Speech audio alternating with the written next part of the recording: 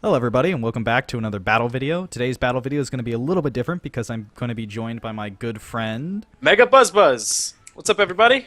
So this is one of the battles that we had at MAGfest as a part of the Aqua versus Magma event that they were having, and would you please explain kind of how that all worked out?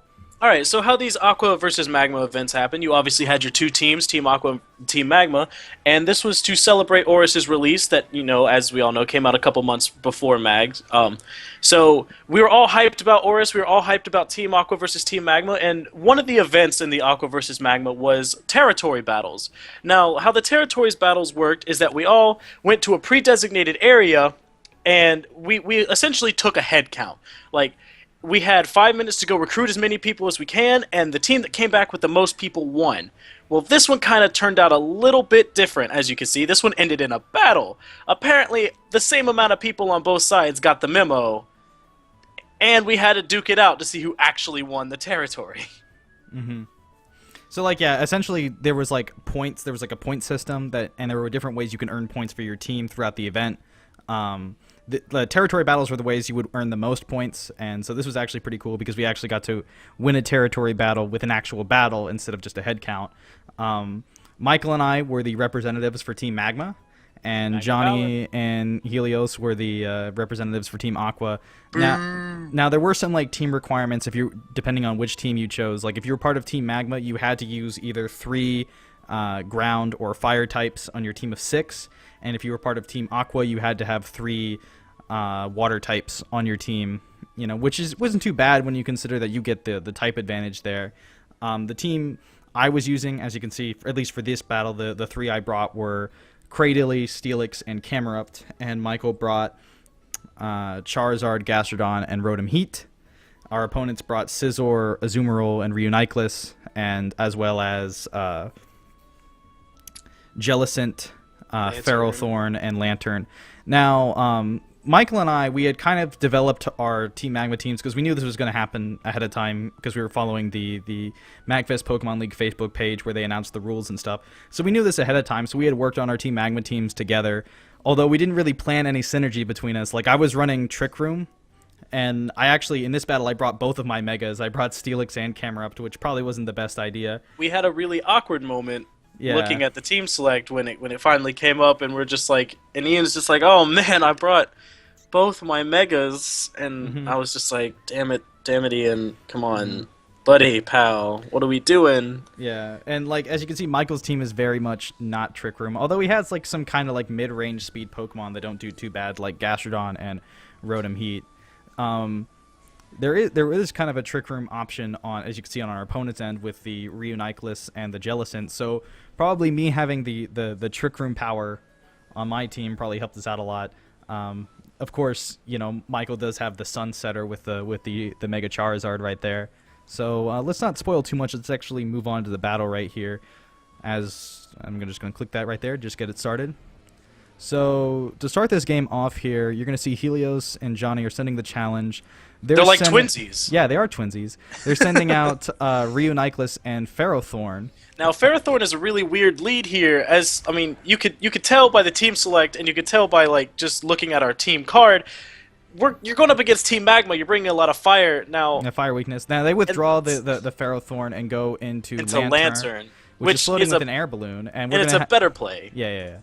We're going to see the Charizard Y, Mega Evolve. I have Cradily out here just to kind of, with that Storm Drain, just to kind of pull any of those potential water attacks away. It's kind of saved my ass, by the way. Yeah. I mean, it's just nice to have on a team when you have a pretty big water weakness. Oh, definitely. And then we get this Heat Wave coming in from Zard Y, doing a nice chunk of damage to Reuniclus, a kind of little bit to Lantern, but it's resisted, but picking up that burn. And that burn was essential. That burn, it just like helps us get some chip damage and pop that air balloon, which comes into play later. Of course, you saw the red card come off from the Reuniclus here, which actually kind of helps us out because it means we can get a free switch. It gave us a free switch into Rotom Heat, and it means that we can send out the Sun later in the game. I went for the Giga Drain just because that was my best play at that time. And they go for Trick Room. They set up Trick Room, so we're in a pretty decent position here. Of course, I am a little worried that Reuniclus might be carrying Focus Blast, so I go for the Protect. I'm just worried about a potential Focus Blast. But instead, the Reuniclus goes for the Recover, so that probably wasn't our best play here. We probably could have just finished off that Reuniclus with a Giga Drain. It'd have been helpful.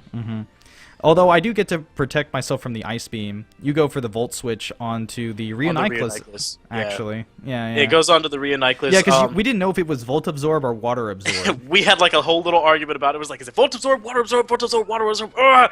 So we go out into Gastrodon. It's the safer switch. You know, what are they going to do? That Lantern can't really do much to us anyway. They're going to go for the Psyshock onto the Cradilly, which is going to deal a nice chunk of damage. Giga Drain onto the Rheoniclus to finish it off. Gastrodon's going to come in with, I believe, to be an Earth Power. Yeah, Earth Power. I believe that's what you went for here. We're going to see that in just a moment. Yeah, you go for the Earth Power onto the Lantern now that it's... thankfully that air balloon was popped beforehand. Yeah, that air balloon was popped beforehand because of the switch. We pick up a nice double KO here. So we're now in the lead. We knocked out 2 of their Pokemon. We still have all 6 of ours left, so it's a 6v4. As we see Scizor come out here, which actually does pretty well against the Cradilly, which we need to keep alive, and we also have the Ferrothorn, which does really well against the Gastrodon. So I decided to switch out here, go into Camerupt, because Camerupt threatens both of these Pokemon, and there's not really anything either of them can do to my I go out from Gastrodon here too as well. We provide to do the double switch. We go into Cookie Maker. Cookie Maker being our Rotom Heat. Same reason why he goes into Camerupt. Threatens both of these Pokemon, both of them being quad weak to fire. They're in the sun. They're in dangerous territory. We're going to see that Scizor Mega Evolve and go for that nice little bullet punch on the Camerupt. Now, it's going to do enough damage to where we did some calcs on this. Is like, with Eruption... You know, with Eruption, it goes off your base HP. Now, with Camerupt sitting where it's about 72% HP, and if you go into calcs, Eruption's going to do less damage than a Heat Wave. Yeah. So, you know, that's kind of like where a Camerupt sheer stands force with. boosted Heat Wave, yeah. Yeah, a sheer force boosted Heat Wave. So the Sun is going to Mega Evolve here. The Camerupt, Mega Evolving that Camerupt, getting that Maxi Mega right there with the that nifty little volcano. Yeah, that nifty little Majin volcano. Camerupt up in here. Go for the Heat Wave, which is going to do a lot of damage to that Scizor. Knock it out. I mean, there's not really much it could do. And it also did a decent chunk to that... to that Gillespie, which is very surprising. Well, I mean, not so much surprising. It is a sheer force boosted Heat Wave in the sun, but Gillespie is a very tanky water type. I am going to go for the Overheat as well. Hit that Gillespie pretty hard. Just in case we had missed something with the Heat Wave, because Heat Wave does have a chance of happening. Heat Wave does have awkward miss. Yeah. So our Sunlight is faded, which is not good, you know, because now water attacks can kind of threaten us, and that Jellicent is going to get a little bit of health back from the Leech Seed. It's kind of makes Rotom Oven a very sad Rotom Oven. Yeah, it does make Rotom Oven a very sad Rotom. But the Trick Room goes down. Yeah, we're going to see Big Papa come out, which is the... I like it when you call me Azumarill. Yeah, Azumarill. I'm going to switch out the Sun and go back into Temperance, the Cradilly. Going up against 2 water types, that Storm Drain will definitely help us out. Going into this Volt Switch onto the Gillespie, doing... almost enough damage to knock it out if that special defense drop hadn't kicked in, which, you know, it's overheat, it always does. But I would have probably been able to take it out there, but I will go into Charizard here. You're going to set up the Sun again. We're gonna set up that Sun. And since Cradilly Storm Drain is still here, it is a very safe switch. Very safe switch. Waterfall comes out, gets taken into the Storm Drain. That's going to raise my special attack by 1 stage. We're also going to see the Surf come out from the Jellicent, which is also going to raise my special attack. And it's not going to do that much damage. Charizard Y has a lot of special defense. It's also in the sun and spread damage. So, and Gillespie's not the biggest special attacker on the board. So you didn't even see like Charizard get out of the green there. We're going to see, I think this next turn, we're going to get some lefties recovery here. So my Temperance is almost at full health. So much recovery. So much recovery. As Azumarill goes for the Aqua Jet, I'm guessing not understanding how Storm Drain worked in double battles, because like Storm Drain redirects, which is what I like about it.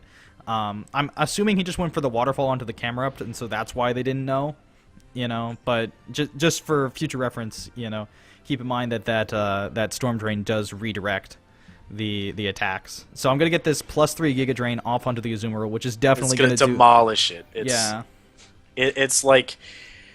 It's like a Greninja's Ice Beam hitting a Mega Salamence, for anybody who's actually watched that last video. Yeah. So we're going to see the last Pokemon from Team Aqua come out, which is the Ferrothorn. I'm going to protect here just because we're rude. Because we are rude. We're kind of rude, and Charizard's just going to go for that Heat Wave. Thankfully, we didn't look like assholes, and it didn't miss, so... Yeah.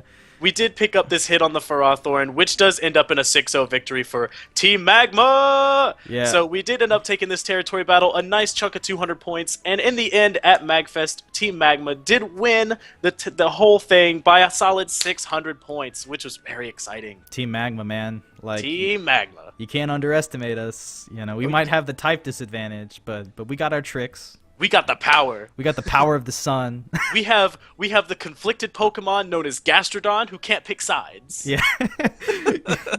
The water ground type. Yep. Mm-hmm. Poor thing. Well, anyways, it was a lot of fun. This was actually definitely one of my highlights from MAGfest, just being able to have this multi-battle. I know that was one of our goals with the Aqua versus Magma thing. We wanted to get into a multi-battle with some Aqua members, just to have that nice, you know, team rivalry thing going. And so to be able to do this and to actually have it count as part of a territory battle was just amazing.